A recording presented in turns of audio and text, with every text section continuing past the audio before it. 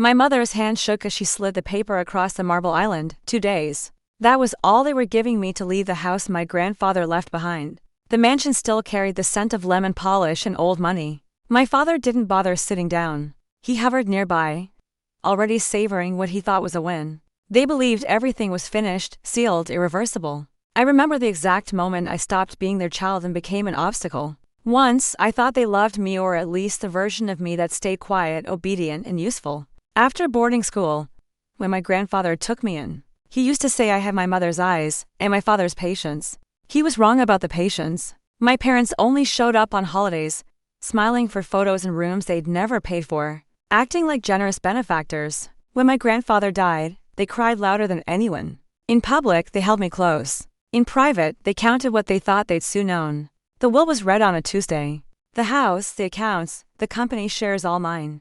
My parents smiled tightly and told me how proud they were. That night, my mother casually asked where the safe was. I acted like I didn't hear her. The betrayal didn't come with shouting.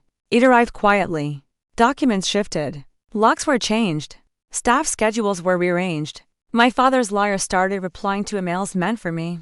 My mother stopped using my name and started calling me kid. Then I found the draft eviction notice sitting in the printer tray, my name spelled wrong. The date circled in red. I didn't cry. I didn't confront them. I poured myself a drink and watched the security footage. That's when I saw my father in my grandfather's study, opening drawers he didn't realize were already empty. That's when it became clear they weren't asking me to leave. They were challenging me. So I planned. I went silent.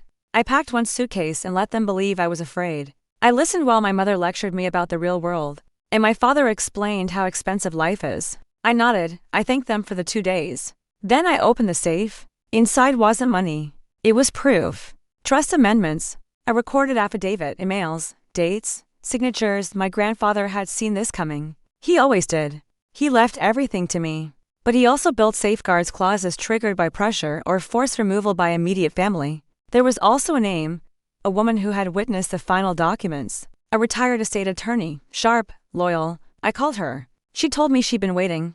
Eviction day arrived like a party. Movers waited in the driveway. My parents wore their confident expressions. My mother had on her pearls, the ones she saved for moments when she wanted to look untouchable.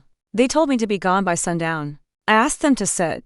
They refused, so I pressed play. My grandfather's voice filled the room, calm, firm, unmistakably alive for a man who was gone. He spoke about manipulation, about pressure, about betrayal by family. He said their names. He listed dates. He explained the clauses they'd chosen to ignore. The color drained from my father's face first. My mother's smile cracked necks. Then the doorbell rang. The witness stepped inside, precise and final, like a period at the end of a sentence. She carried a briefcase and memories my parents couldn't erase. She laid out the documents, the notarizations, the consequences. Their attempt to force me out triggered immediate penalties. Their remaining trust interests were forfeited.